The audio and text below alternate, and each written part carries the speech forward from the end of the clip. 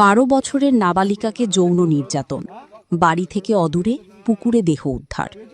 শনিবার বিকাল 4টের সময় বাড়ি থেকে বেরিয়েছিল বান্ধবীর জন্মদিনের উপহার কিনবে বলে, কিন্তু সন্ধ্যা হয়ে গেলেও বাড়িতে না ফেরায় পরিবার এবং ক্লাবের ছেলেরা খোঁজাখুঁজি শুরু করে। এলাকার বেশ কয়েকটি সিসিটিভি ফুটেজ দেখলে দেখা যায় একে একে বেশ কয়েকজন যুবক নাবালিকাকে ফলো করছে। পুলিশে খবর দেওয়া হলে খোঁজ নিয়ে এক যুবকের ঠিকানায় গিয়ে পৌঁছয় পুলিশ ও নাবালিকার পরিবার। সেখান থেকেই জানা যায় তার উপর 4 জন যৌন নির্যাতন করেছে। ধৃতের স্বীকারোক্তিতে খোঁজ মেলে নাবালিকার। অবশেষে নির্জন জঙ্গলের পাশে পুকুর থেকে দেহ উদ্ধার হয়। ঘটনাটি ঘটে বারুইপুরের ধপধপি 2 নম্বর পঞ্চায়েতের সূর্যপুর হাট এলাকায়। এই ঘটনার জেরে রবিবার সকাল থেকে উত্তপ্ত সূর্যপুর হাট এলাকা। দেহ আটকে রেখে বিক্ষোভ উত্তেজিত জনতা।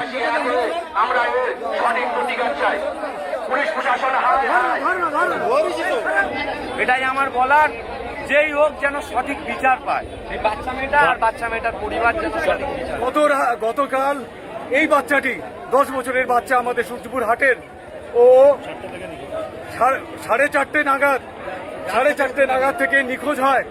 আমরা কিনতে যাচ্ছিল, তো সেইখানে এই 4:30 পর থেকে ওর এখানে বন্ধুদের সাথে খেলা করে। সেই প্রসঙ্গে ও এখান থেকে একটা গিফট নেয়, ওদের বন্ধুদের সঙ্গে কথাবার্তা বলে ও যখন এখান থেকে যায় আমরা সিসিটিভি ফুটেজে দেখেছি 4:27 আবার দ্বিতীয় ফুটেজে পেয়েছি 4:42।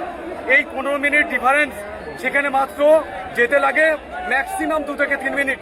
এখানে আমরা সন্দেহটা পোষণ করি। আমরা তৃতীয় কোনো একটা পাঠ ভবন আমাদের স্কুলে আছে, সেই ফুটেজটা সারা রাত ধরে যখন আমরা দেখি, সেখানে ধরা পড়লো আমাদেরই গ্রামের পাশে প্রাথমিকভাবে সারা রাত ধরে নির্মম অত্যাচার চালিয়েছে।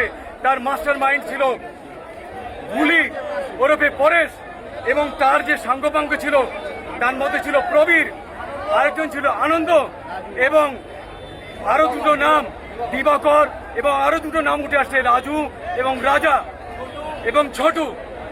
আমরা যখন পুলিশ প্রশাসনের কাছে সারা রাত অভিযান চালিয়ে আমাদের এলাকাবাসী এবং আমাদের ক্লাবের সমস্ত ছেলেরা, ইভেন আমাদের যে ক্যাম্পের পুলিশ, তারাও আমাদের সাথ দিয়েছে।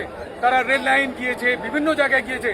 যাওয়ার পরে একটা সময় দেখা গেল যে পুলিশকে বারবার ফোন করা হয়েছে, কিন্তু প্রশাসনের তরফ থেকে সারা রাত যখন আমাদের বারবার যায়, একটিবার মাত্র এসে শুনে যাওয়ার পরে আর দ্বিতীয়বার কোনো প্রশাসনের তখন বডি পাওয়া গেল। বডিটা ঠিক সকাল 9টায় কিভাবে পাওয়া গেল?